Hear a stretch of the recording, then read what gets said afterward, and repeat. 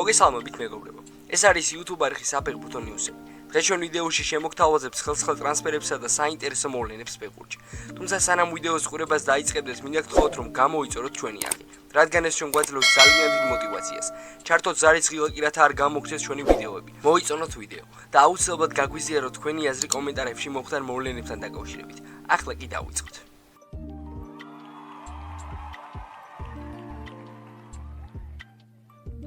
გიორგი ქოჩორაშვილის სპორტინგმა ახალი სეზონისთვის მზადება დაიწყო.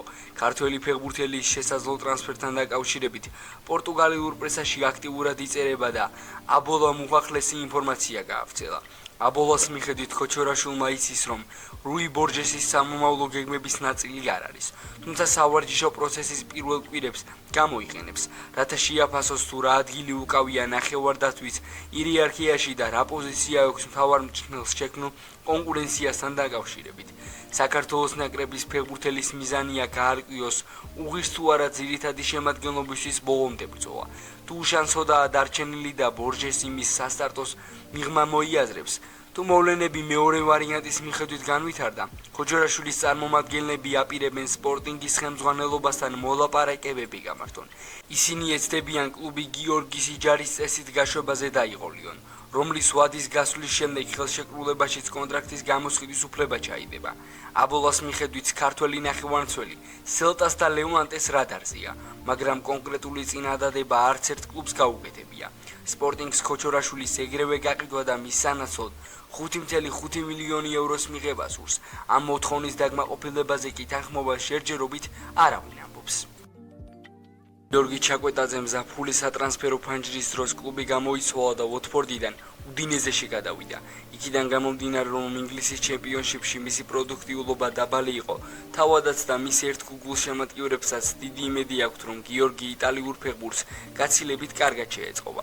თუმცა გამორიცხული არ არის საქართველოს ნაკრების 26 წლის ნახევარმცველმა სეზონის სტარტი გამოტოვეს. ყოველ შემთხვევაში ფრიულური კლუბის მიერ გავრცელებული განცხადება ამის მანიშნებელი უნდა იყოს. რამდენიმე წუთის წინ უდინეზეს სოციალურ ქსელში დაიწერა იმის თაობაზე, რომ ივნისის სანაკრებო პაუზის დროს მიღებული ტრავმა შეფასებული არის როგორც მარჯვენა ფეხის მეტარტაზალური ძვლის მოტეხილობა, რის გამოც ჩაკვეტაძე ჯერჯერობით ვერ ვარჯიშობს და სარეაბილიტაციო პროცესს გადის. ინფორმაცია საკმაოდ მოკლეა და დაზუსტებით ვერ ამბობენ, თუ როდის შეძლებს გიორგი დაბრუნებას და საწვრთნელი პროცესის დროს სრულფასოვნად როდის დაიტვირთება. ცნობისთვის უდინეზე, სადაც გიორგი ჩაკვეტაძის გარდა საქართველოს ნაკრების კიდევ ერთი ფეხბურთელი საბა გოგლიჩიძეც თამაშობს, რომელიც სამშობლოში 22 ივლისამდე დარჩება, რის შემდეგაც ავსტრიაში გაემგზავრება და 4 აგვისტომდე წინა სასეზონო მზადების ეტაპს გაივლის. იტალიის სერია-ას კი ფრიულური კლუბი 22 აგვისტოს საკუთარ მოედანზე გასული სეზონის აღმოჩენასთან კომოსთან მატჩით დაიწყებს. საქართველოს ნაკრების შემტევმა ზურიკო დავითაშვილმა სენტ-ეტიენიდან კარიერა შესაძლოა იტალიის სერია-ას კლუბ ატალანტაში გააგრძელოს. ინფორმაციას ფრანგულ კლუბთან დაახლოებული პორტალი ფიუფელფერთი ავრცელებს. მათი მტკიცებით დავითაშვილმა ბერგამოელებისგან მისაღების შეთავაზება მიიღო, თუმცა ყველაფერი სენტ-ეტიენზე იქნება დამოკიდებული. თუ ზურიკოს ამჟამინდელი კლუბი შესაბამისი წინადადებას მიიღებს, დიდი შანსია მხარეები მოლაპარაკების მაგიდას მიუძღდნენ. გავრცელებული ინფორმაციით სენტ-ეტიენი ქართველი ფეხბურთელის სანაცვლოდ 15 მილიონ ევრომდე ითხოვს. ატალანტას გაზრდა ზურიკო დავითაშვილის დამატებით ბენფიკა, ლისაბონის სპორტინგი, ბეშიქტაში და კიდევ რამდენიმე კლუბი ინტერესდება. ფრანგულ მედიაში იწერება, რომ დავითაშვილის ასვლა პრაქტიკულად გადაწყვეტილია, თუმცა მხოლოდ იმ შემთხვევაში, თუ მისი ამჟამინდელი კლუბი შესაბამის შეთავაზებას მიიღებს. გავლენიანმა სპორტულმა პორტალმა goal.com ოქროს ბურთის ფავორიტთა განახლებული რეიტინგი გამოაქვეყნა და ჯილდოს მოგების კანდიდატები განიხილა. გამოცემის ვერსიით საქართველოს ნაკრებისა და PSG-ს შემტევი ქუჩა კვარაცხელია რეიტინგში მერვე ადგილს იკავებს. ჯილდოს მოგების მთავარი კანდიდატი კი ინგლისის ნაკრებისა და ბაიერნის თავდამსხმელი ჰარი კეინია. თუკი ჩემპიონთა ლიგის პლეი-ოფის საუკეთესო მოთამაშეს დავასახელებდით, ქუჩა კვარაცხელია თითქმის ყველაზე ერთი თავით მაღლა იდგებოდა. პარი სენ-ჟერმენის გარემარბი ტურნირის ისტორიაში პირველი ფეხბურთელი გახდა, რომელმაც ZZ7 პლეი-ოფის მატჩში გოლი გაიტანა ან საგოლე გადაცემა მიითვალა. ამ შედეგში შედის რამდენიმე ბრწყინვალე გოლიც. როცა მოქმედი ჩემპიონები მორიგი ევროპული ტრიუმფისკენ მიიკვლევდნენ გზას. თუმცა კვარაცხელიას მთელი სეზონის განმავლობაში ინარჩუნებ ფორმას ასეთივე სიმაღლეებისთვის არ მიუღწევია.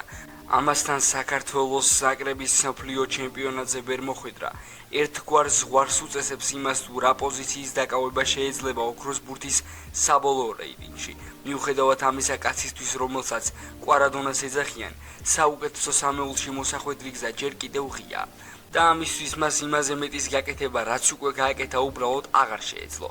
გოლაწერტილის საბოლოო რეიტინგი კი ასე გამოიყურება: პირველი ჰარი კეინი, მეორე მაიკლ ოლისე, მესამე კილიან მბაპე, მეოთხე უსმან დემბელე, მეხუთე ლიონელ მესი, მეექვსე ერლინგ ჰოლანდი, მეშვიდე ლამინ იამალი, მერვე ხვიჩა კვარაცხელია, მეცხრე დეკლან რაისი, მეათე ლუის დიასი, მეთერთმეტე აშრაფ ჰაკიმი, მეთორმეტე ვიტინია, მეცამეტე ვინისიუს ჯუნიორი, მეთოთხმეტე მაიკლ ოიარზაბალი, მეთხუთმეტე გაბრიელ მაგალაეში, მეთექვსმეტე ლაუტარო მარტინესი, მეშვიდმეტე ბრუნო ფერნანდეში, მეთვრამეტე ბუკაიო საკა, მესხრამეტე ჯუდ ბელინგემი და მეოცე ისმაილ საიბერი. აქვე მეგობრებო, აუცილებლად გაგვიზიარეს თქვენი აზრი, რამდენად სამართლიანია აღნიშნული ფავორიტთა სია. Team Talk-ის ინფორმაციით, Manchester City ერლინგ ჰოლანდის მომავალთან დაკავშირებით სიმშვიდეს ინარჩუნებს, მიუხედავად იმ განახლებული სპეკულაციებისა, რომლებიც თავდასხმელს მადრიდის რეალთან აკავშირებს. პრემიერ ლიგის ვიცე-ჩემპიონს არ მიუღია არანაირი ნიშანი იმისა, რომ ჰოლანდი გუნდიდან წასვლას განიხილავს. ნორვეგიელის წარმომადგენლებმა კი უკვე უარყვეს ხმები თითქოს მადრიდის რეალთან შეთანხმება მიღწეულია. მიუხედავად იმისა, რომ ლა ლიგაში გადასვლა სამომავლოდ შესაძლოა, რეალურ ვარიანტად იცეს. City დარწმუნებულია, რომ ჰოლანდი უახლოეს მომავალში ეტიჰადზე გეგმების ცენტრალურ ფიგურად დარჩება. ერლინგ ჰოლანდის მანჩესტერული კარიერა 2022 წელს დაიწყო და ის მალევე იქცა პრემიერ ლიგის ისტორიაში ერთ-ერთ ყველაზე დომინანტურ ფიგურად. სადებიუტო სეზონშივე მან დაამყარა რეკორდი ერთ სეზონში გატანილი გოლების რაოდენობით და უდიდესი წვლილი შეიტანა მანჩესტერ სიტის მიერ ისტორიული ტრებლის, მათ შორის ნანატრის ჩემპიონთა ლიგის მოგებაში. პეპ გვარდიოლას ხელმძღვანელობით ნორვეგიელი თავდასხმელი ჩამოყალიბდა გუნდის შეტევის უმთავრესი იარაღად, რომელიც თავის ფიზიკურ მონაცემებისა და გამორჩეული საგოლი ალგოს წყალობით დღემდე აგრძელებს ინგლისური თუ ევროპული ფეხბურთის სტატიკური მაჩვენებლების გაუმჯობესებას.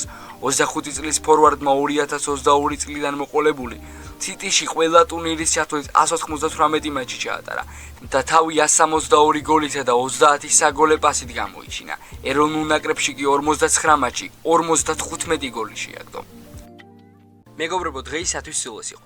თუ ვიდეო 3 ნაწილამდე მოხვედი, აუცილებლად მოიწონო ვიდეო და გამოიწერეთ ჩვენი არხი. ასევე არ დაგავიწყეთ, გამოიწერეთ ჩვენი Instagram-ი და TikTok გვერდები.